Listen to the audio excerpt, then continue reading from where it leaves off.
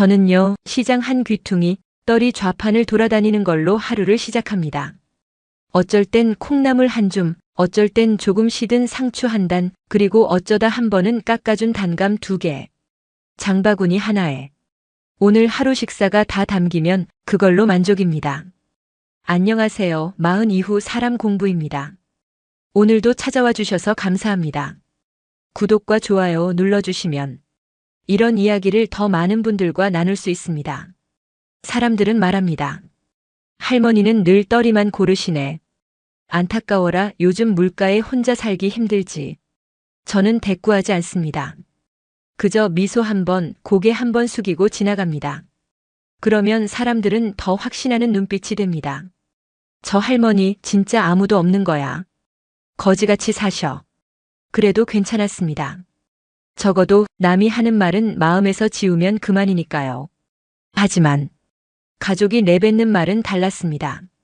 제 아들, 그리고 그 아이의 아내. 결혼 초엔 저를 어머니라 부르던 그 아이가 어느 순간부터 아휴, 어머님은 왜 자꾸 저런 옷만 입으세요? 시장 냄새가 너무 배어요. 집엔 들어오지 마세요. 라고 말하기 시작했습니다. 그 애는 제게 말했습니다. 요즘 세상에 노인 혼자 시장떨이 사러 다니는 거 창피하잖아요. 뉴스에도 그런 거 나와요. 자식이 없거나 버려졌거나 그런 이미지요. 그 말이 아직도 잊히질 않습니다. 명절날이었습니다. 제 손엔 작은 시장 봉투 하나, 방금 지은 시래기 된장국 냄새가 은은히 배어 있었습니다. 현관문 앞에서 저는 문을 두드렸습니다. 문을 연 건 며느리였습니다. 그 눈빛이 참 차갑더군요. 그 애는 말했습니다. 어머님, 다음부턴 그냥 전화 주세요. 저희 애랑 남편 이제 식사 시작했거든요. 그리고는 제 손에 들린 봉투를 쓱 보고 한숨을 내쉬며 말했습니다. 또 시장 음식이네요. 아휴, 엄마가 아니라 시장 아주머니 같아요, 정말. 그날 이후 전 그 집에 가지 않았습니다. 라디오에서 흘러나오는 트로트 소리에 혼자 밥을 먹고 시장표 반찬에 된장국 한 그릇. 세상과 완전히 단절한 건 아니었습니다. 하지만 그 아이와의 대화는 완전히 끊었습니다. 사람들이 말했습니다. 할머니, 오늘도 떨이 사러 오셨어요? 이쪽은 무 좀 푸짐하게 줄게요. 아까 누가 안 사서. 저는 대답하지 않고 그저 웃으며 천천히 돈을 꺼냅니다. 절대 그냥은 받지 않습니다. 값을 치러야 합니다. 그게 저라는 사람의 자존심이니까요. 가끔 시장에서 며느리 친구들을 만난 적도 있습니다. 그녀들은 저를 힐끗 보곤 속삭였습니다. 어머, 쟤네 시어머니 저기 있대. 떨이 사러 다니는 게 취미래. 요즘도 그래. 그럴 땐 그냥 천천히 걸어 나왔습니다. 돌도 말도 다 뒤에서 날아오는 법이니까요. 며느리는 제게 말했습니다. 저희 집에 같이 안 사시길 다행이에요. 저희 사는 아파트 어머님 스타일이랑 안 맞아요. 솔직히 어머님 모시고 다니는 것도 좀 그래요. 그 말을 들으며 저는 고개를 끄덕였습니다. 그래, 내 눈엔 내가 거지로 보였구나. 아무리 돈을 쥐어줘도 내 눈엔 내가 시장 좌판 냄새 나는 노인일 뿐이었구나. 사실 제가 떨이를 고르는 데는 이유가 있었습니다. 싸서? 아니요. 그게 남겨진 것들이니까요. 세상에서 조금 빗겨난 것들, 사람들 손에서 밀려난 것들. 그런 것들을 그냥 지나치지 못하는 마음. 그게 저였고 저는 그런 저를 지키고 싶었습니다. 그런데 그 애는 그걸 거지 근성이라고 말했습니다. 어머님, 그렇게 다 퍼주고 사는 거. 요즘 말로는 거지 마인드라고 해요. 사람들이 어머님 보면 안쓰럽게 생각해요. 그러니까 그만 좀 하세요. 그날 밤 혼자 국을 데우며 생각했습니다. 나는 정말 거지일까? 나는 정말 그렇게 보여야만 하는 걸까? 아무도 없는 방 안에서 저는 제 이름을 불러봤습니다. 수자야. 너 잘 살고 있는 거 맞니? 그러곤 혼자 웃었습니다. 잘 살고 있다고. 다만 누군가는 내가 살아있는 걸 몰랐으면 해서 조용히 살고 있었을 뿐이란 걸요. 그 아이는 몰랐습니다. 제가 매일 시장을 도는 진짜 이유를. 그리고 그 진짜 이유가 곧 그 아이 인생을 뒤집어 놓을 줄은 더더욱 몰랐겠지요. 그날은 참 평범한 날이었습니다. 시장에 다녀와 콩나물 무침을 무쳐두고 혼자 늦은 점심을 먹으려던 참이었죠. 갑자기 누군가 초인종을 눌렀고 현관문 너머엔 며느리가 서 있었습니다. 무슨 일인가 싶었지만 저는 말없이 문을 열어주었고 그 애는 제 앞에 가방을 내려놓고 한숨부터 쉬며 말했습니다. 어머님, 혹시 현금 조금 있으세요? 급하게 처리해야 하는 일이 생겨서요. 전 조용히 고개를 저었습니다. 나도 여유 없어. 미안하구나. 딱 그 한마디만 했습니다. 그 아이는 불쾌하다는 듯 가방을 챙기다 뭔가를 떨어뜨렸습니다. 작은 영수증 한 장이 바닥에 천천히 날아앉았지요. 저는 습관처럼 그 종이를 주워 그 애에게 건네주려 했습니다. 그런데 그 글씨가 눈에 먼저 들어왔습니다. 마흔식당 사장 3천만 원 보증금 입금 확인. 순간 손이 얼어붙었습니다. 식당, 사장, 3천만 원? 머릿속이 하얘졌습니다. 그 아이는 깜짝 놀라며 영수증을 뺏어들었습니다. 아, 그거 그냥 알아보는 거예요. 요즘 창업 관련해서 이런저런 상담 받거든요. 진짜 계약은 아니에요. 말끝이 너무나 가볍고 익숙했습니다. 거짓말을 할 줄 아는 사람의 말투였지요.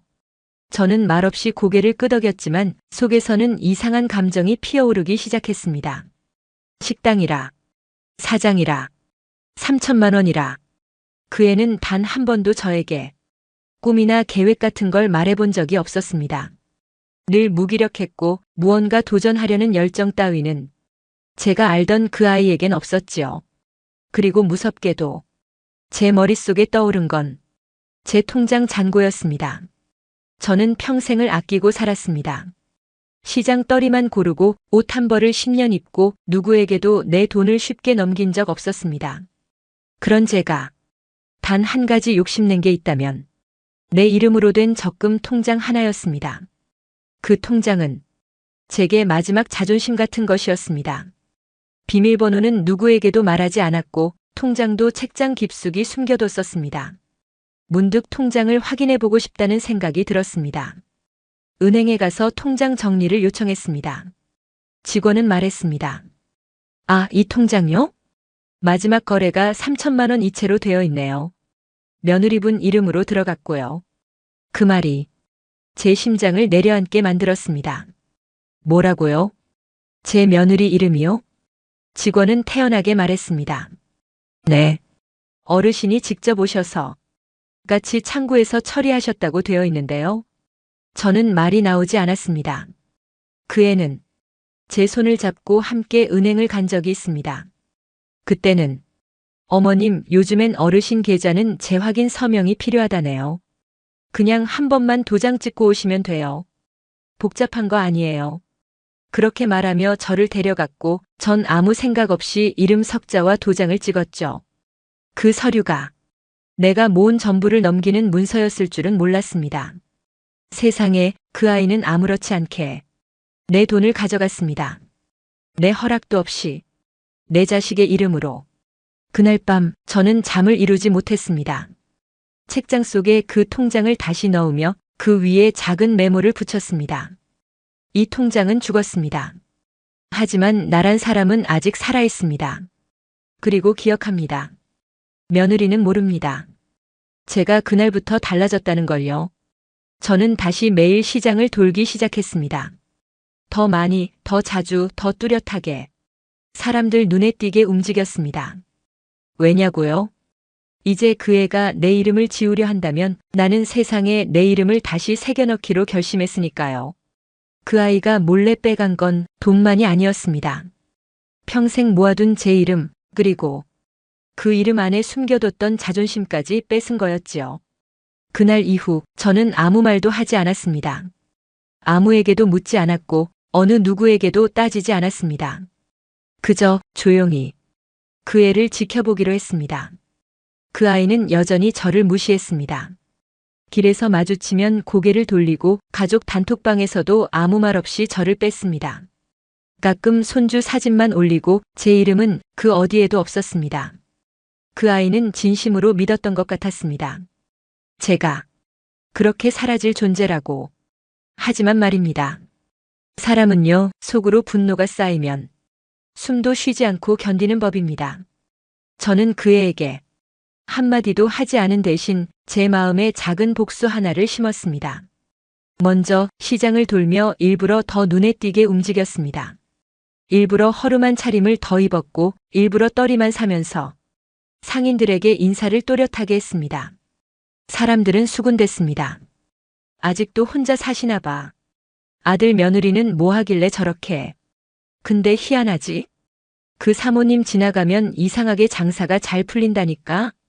그리고 그 애는 몰랐습니다. 그렇게 제가 돌던 시장통. 그곳의 상인들과 저는 이미 오래전부터 알고 지낸 사이라는 걸요. 그 아이가 어머니를 거지라 불렀던 바로 그 입으로 이 시장의 구석구석을 빼앗기 시작할 줄은 정말 꿈에도 몰랐겠죠. 사실 저는 한때 이 시장이 죽어가던 시절 지역 상인 연합회에 도움을 줬던 사람입니다. 그 누구도 몰랐지만 제 이름으로 등록된 작은 재단이 하나 있었고 그 재단은 청년 창업, 전통시장 홍보를 돕는 곳이었습니다. 저는 항상 앞에 나서기보다 뒤에서 서류를 정리하고 현장 답사 나온 이들을 위해 밥 한 끼를 사며 이 골목을 살려야 한다는 말만 반복하곤 했습니다. 그리고 그때 제가 주도한 프로젝트 중 하나가 있었습니다. 청년 시식회 전통시장 브랜딩 행사. 전국 각지의 푸드트럭 창업자들과 골목 상권을 연결해 신규 매장을 지원하고 시장에 활력을 주는 행사였죠. 그 행사. 다음 달 바로 이 시장에서 열립니다. 그리고 그 아이는 그걸 모른 채 식당 오픈 날짜를 정했습니다. 행사와 딱 같은 날. 저는 아무 말도 하지 않았습니다. 시장을 돌며 그 아이의 간판이 걸린 가게를 조용히 바라봤습니다. 간판엔 마흔식당. 당당하게 사장 명패가 붙어 있었고 그 옆엔 제가 모은 3천만 원의 냄새가 어렴풋이 풍겨왔습니다. 상인들은 말했습니다. 사모님, 그 집 아드님 며느리 맞죠? 이상하더라고요. 사모님 어머닌 줄 모르고 험한 말도 하던데. 식당 연다더니. 근데 행사날이랑 겹치네요. 저는 웃으며 말했습니다. 그날 전 초대받은 사람이라 바쁠 것 같네요. 행사 주최 측은 저에게 명예자문이라는 이름으로 당일 단상에 오를 것을 요청했고 저는 간단히 수락했습니다. 왜냐고요? 그 아이가 가장 싫어하는 건 자기 앞에 거지처럼 보이던 제가 무대 위에 서 있는 모습일 테니까요. 그 아이는 여전히 저를 아무것도 모르는 노인이라고 여깁니다. 하루하루 떨이만 고르고 한 끼에 행복해하며 사는 세상과 단절된 구시대의 잔재라고요. 하지만 그 아이는 몰랐습니다. 제가 왜 떨이를 사는지, 왜 시장을 떠나지 않았는지. 이 손으로요. 한때 작은 가게 하나를 지켰고 가족을 먹여 살렸고 시장을 살렸고 사람을 품었습니다. 그리고 이 손으로 그 아이의 식당 앞에 운명을 세우게 될 겁니다. 며느리는 몰랐습니다. 시장 한복판, 그날 제가 무슨 이름으로 초청받은 사람인지. 그날이 다가왔습니다. 시장 축제와 동시에 열린다는 청년 창업 시식회. 그리고 그날이 그 아이, 제 며느리의 식당 오픈일이기도 했습니다. 며느리는 며칠 전부터 시장 사람들 앞에서 자신이 얼마나 열심히 준비했는지를 떠들었습니다.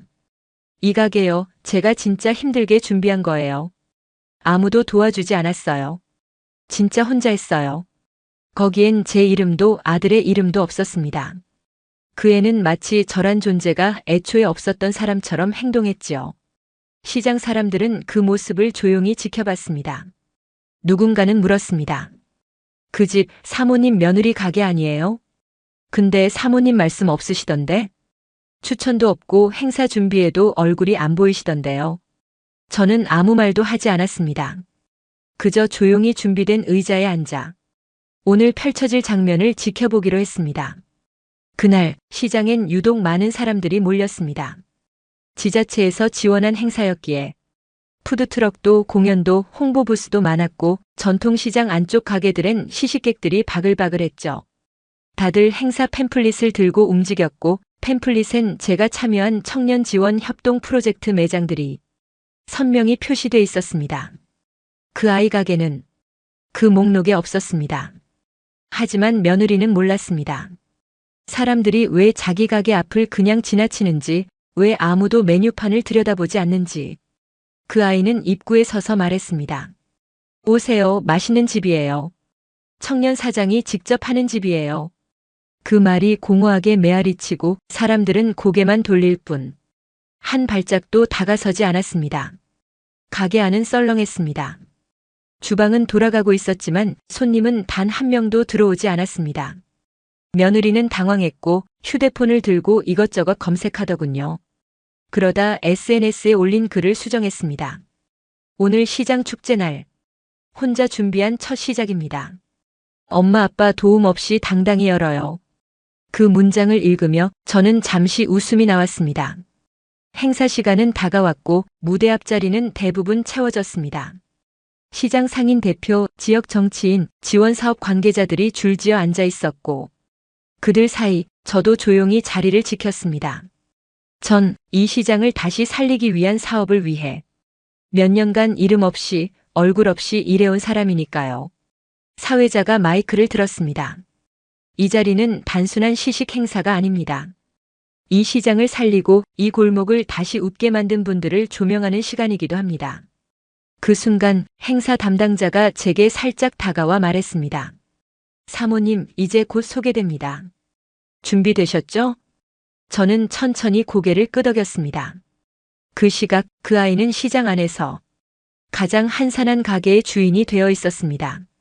무릎이 풀릴 정도로 불안해진 얼굴. 뺨엔 이미 땀이 맺혀 있었고 가게 안에선 종업원이 말없이 설거지를 하고 있었습니다.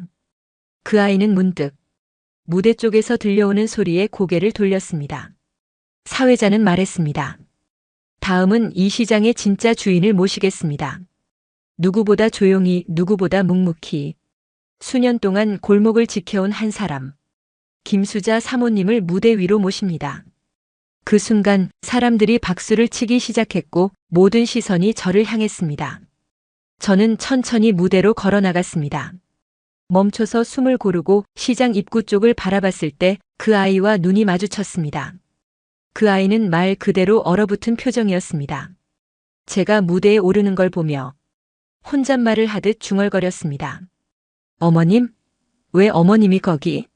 하지만 저는 아무 말 없이 천천히 무대 위로 올라섰습니다. 그 아이는 비틀거리며 가게 안으로 들어갔다. 다시 나왔다. 사람들의 시선을 피하지 못한 채 그 자리에 멈춰 섰습니다.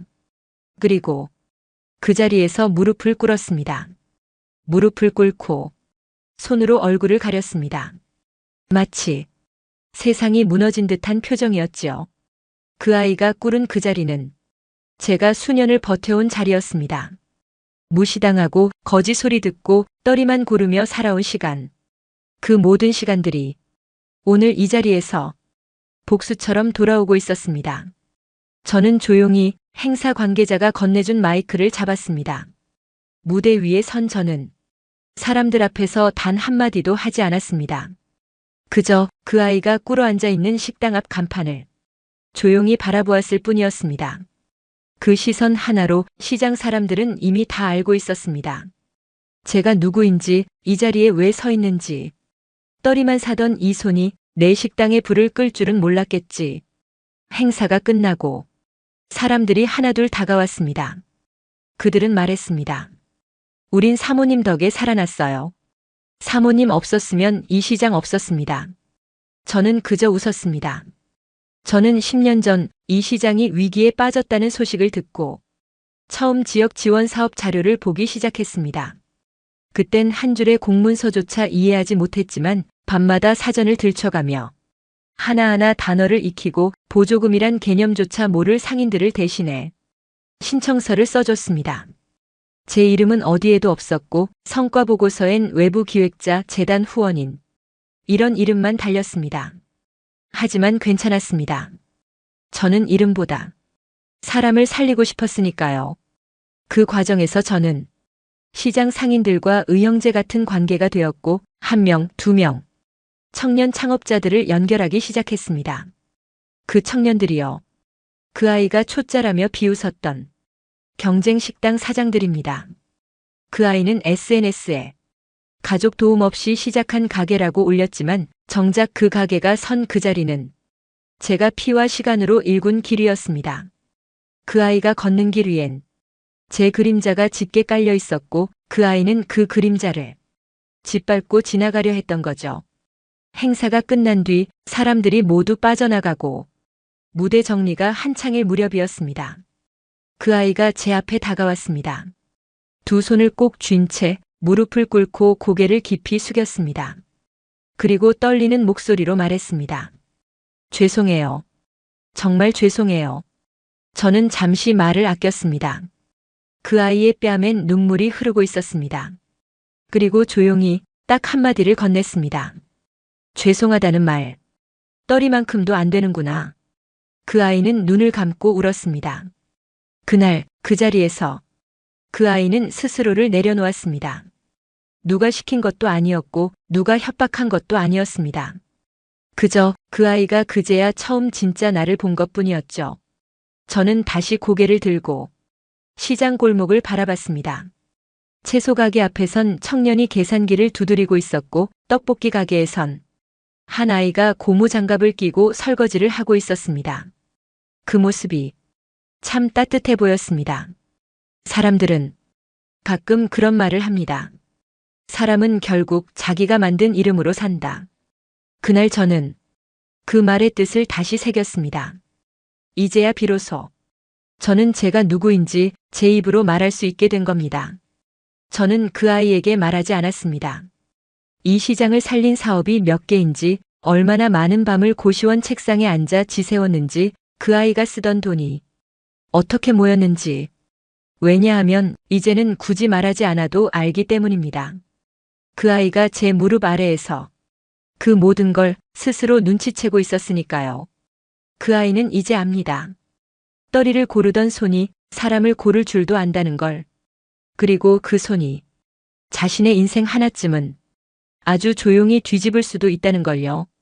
그 후 전 다시 시장을 돌기 시작했습니다. 그때처럼 떨이를 고르기도 하고 쪼그려 앉아 채소 잎을 하나하나 살피기도 했습니다. 하지만 달라진 게 있었습니다. 사람들의 눈빛이 이젠 더 이상 불쌍하다는 시선이 아니었습니다. 그들은 조용히 제게 고개를 숙였고 오늘도 오셨네요. 그냥 지나치면 섭섭하죠. 이런 인사를 건넸습니다. 어떤 상인은 제가 좋아하던 깻잎을 따로 챙겨주기도 했습니다. 그리고 말했죠. 사모님이 고른 건 팔리지 않은 게 아니라 살아남은 겁니다. 그 말이 참 고맙더군요. 전 예전처럼 눈에 띄지 않게 살았습니다. 무대 위에 서지도 않았고 신문에 나가지도 않았고 누구에게 내가 어떤 일을 했는지 자랑하지도 않았습니다. 왜냐고요? 그제야 비로소 제 이름으로 살아가고 있다는 걸 처음 느꼈기 때문입니다. 제 이름 김수자. 평생 남의 아내로, 남의 어머니로, 누군가의 시어머니로만 살아왔지만 이제는 그냥 김수자라는 한 사람으로 남고 싶었습니다. 시장은 예전보다 활기를 띠었습니다. 청년 사장들은 고객에게 손님처럼 인사했고 어르신들에겐 의자 하나라도 꺼내주었습니다. 그리고 가끔 가게 한쪽에서 저를 보면 몰래 뒷문으로 나와 차라도 드시고 가세요. 하고 부르곤 했습니다. 며느리는 모든 걸 내려놨습니다. 그 식당은 결국 정리되었고 시장통 안쪽 골목에 조그마한 도시락 가게를 냈습니다. 간판도 없이 A4 용지에 손글씨로 쓴 수제 반찬 이라는 문구 하나만 붙어 있었습니다. 매일 아침 그 아이는 시장에서 제일 이른 시간에 나왔고 주먹밥, 계란말이, 나물 몇 가지를 담아 시장 사람들에게 도시락을 나누었습니다. 장사라기보다는 봉사에 가까웠죠. 누가 시킨 것도 아니었고 누구에게 보여주려는 것도 아니었습니다. 어쩌면 그건 그 아이 나름의 참회였는지도 모릅니다. 어느 날 그 아이는 제 앞에 와서 말했습니다. 어머님, 정말 죄송했어요. 그땐 제가 몰랐어요. 저는 대답하지 않았습니다. 그저 작은 도시락 하나를 받아 고맙다는 말 한마디만 남겼습니다. 그 이후로 우린 많은 말을 나누지 않았습니다. 서로를 향해 다시 무언가를 쌓아가고 있는 중이었습니다. 말보다 조용한 태도로. 그게 진짜 가족의 모습이 아닐까 싶었습니다. 그리고 저는 여전히 시장을 돌고 있습니다. 떨이를 고릅니다. 하지만 이젠 그 채소가 눌렸는지 시들었는지는 중요하지 않습니다. 그 안에 남은 온기, 그걸 알아볼 수 있는 눈을 가지는 게 중요하니까요. 가끔 그런 생각을 합니다. 사람도 떨이처럼 남겨진 존재가 아닐까. 누군가 고르지 않은 인생, 누군가 지나친 인연, 조금 상처난 마음. 하지만 그걸 다시 들여다보고 조금만 손질하면 그 누구보다 단단하고 따뜻한 삶이 될 수도 있습니다. 그런 삶을 저는 이제 제 이름으로 살고 있습니다. 누구의 시선에도 흔들리지 않고 누구의 말에도 주눅 들지 않고 그냥 김수자라는 이름 하나만으로도 괜찮은 사람. 그렇게 살아가기로 이제야 마음먹었습니다. 그 아이가 했던 말이 떠오릅니다. 어머님 창피하니까 시장 좀 그만 다니세요. 지금의 저는 그 아이가 말했던 창피한 시장을 누군가의 삶을 바꾸는 기적의 골목으로 만들어 놓았습니다. 그게 제 복수였고 그게 제 방식의 정의였습니다. 그리고 오늘도 저는 시장 골목을 걷습니다. 낡은 에코백을 들고 작은 장바구니에 깻잎 한 단, 단감 몇 개를 담으며 조용히 그 골목을 지나갑니다. 그리고 가끔 떨이를 고르듯 사람을 고릅니다. 이제야 내가 누구인지 안다는 건 더 이상 누가 날 알아주지 않아도 괜찮다는 뜻입니다. 김수자, 그 이름으로 오늘도 잘 살아냅니다. 오늘도 마흔 이후 사람 공부와 함께 해주셔서 감사합니다. 이 사연이 여러분 마음에 작은 울림이 되었다면 좋아요와 구독 그리고 알림 설정 부탁드립니다. 다음 시간에는 또 다른 인생의 이야기로 당신의 하루에 따뜻한 동행이 되어 드릴게요. 감사합니다.